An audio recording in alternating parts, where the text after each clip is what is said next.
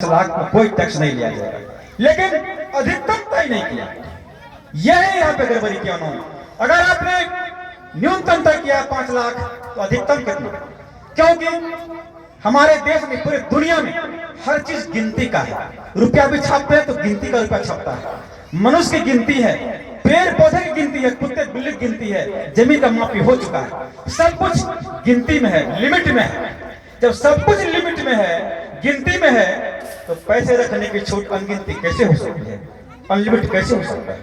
मतलब हमारे आपके हिस्से को कहीं न कहीं उठा करके अपने हित में या अपने लोगों के हित में लगाया जा रहा है। यह तरकीब छोड़ा उन्होंने। तो इसका मतलब है कि समाज का सबसे बड़ा दुश्मन जो भी समाज को चला रहा है, आगे बढ़ रहा है, वो व्यक्ति है। समाज से कोई मतलब नहीं है। मैं खुले शब्दों में कह सकता हूं, प्राउड के आधार पर, अगर वो व्यक्ति संविधान को नहीं मानता, वह व्यक्ति मानवता को नहीं मानता, वह व्यक्ति हमें भूखे मार देना चाहता हो, वो हमारा हो नहीं सकता, किसी का नहीं हो सकता। इसलिए मित्रों, प्राउड के सिद्धांत को जानेंगे तो कराहती मानवता को खत्म करने के लिए आगे बढ़ सकेंगे। पर दूसरी बात, लिमिट कर दिया और अनलिमिट रखने का राइट दे दिया।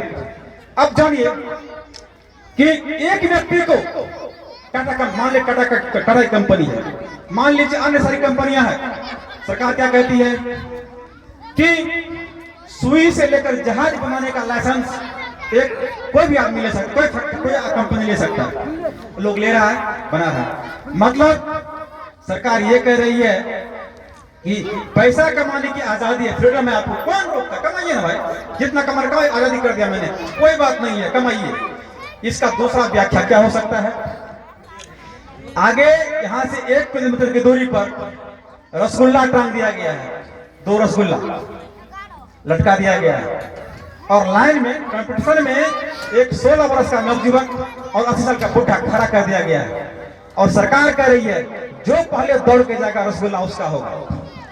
तो कॉमन सेंस क्या कहता है कि कौन रसगुल्ला लेगा?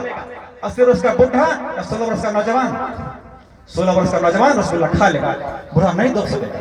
लेकिन कहने के लिए तो हम कह रहे हैं, फ्रीडम है, रसगुल्ला खाओ, दौड़ के लो रसगुल्ला। ये जो असामाजिक व्यवस्था में लागू की है, ये हमारे सिर पर खंजर और जानबूझ करके खंजर मारा गया है कि तुम खड़ा ना हो सको। और पूंजीवादी व्यवस्था इतनी मजबूत हो जाए कि हमारी बेटियां, हमारी बहनें, माताएं, भाई करा के मर जाए।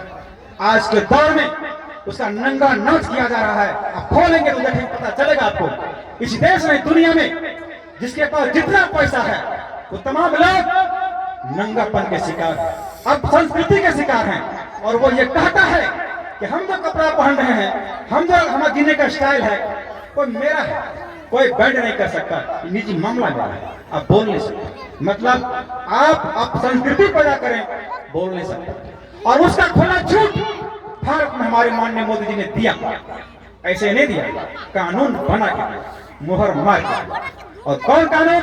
3 कानून जानिए जो आगे बढ़ने से हमें रोकता है। पहला कानून धारा 477, 76 तो आप जानते हैं, 377 और 376 आप जानते हैं। 376 हुआ रेप केस, जबरदस्ती किसी महिला का बलात्कार करना, 376। और 77 कौन सा है एक्ट? समलैंगिक कानून।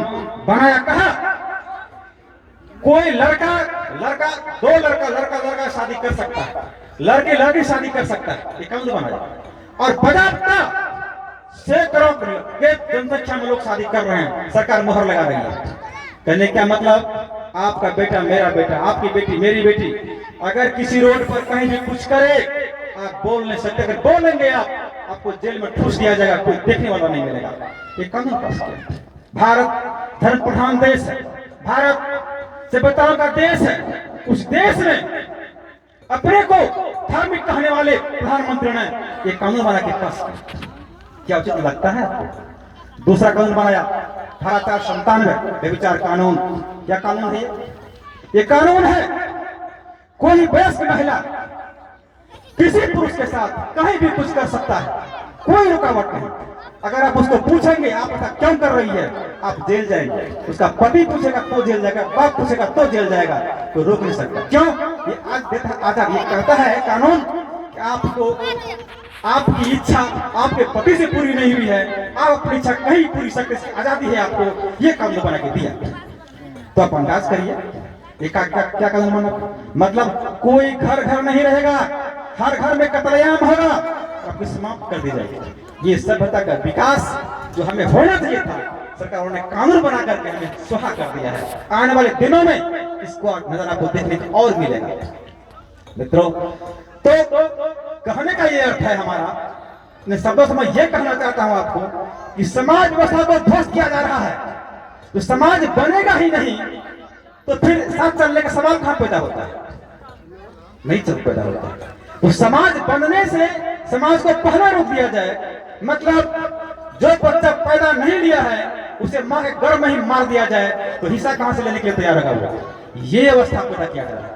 तो आपको समझना पड़ेगा, आपका मानसिक लेवल अगर ऊंचा नहीं होगा, दूर तक नहीं सोच पाएंगे, तो आप घिरे हुए हैं और इतना मजबूती से घिरे हुए हैं, उस बैरियर को तोड़ने के लिए आपके पास कोई औजार नहीं प्रौद्योगिकी के अलावा।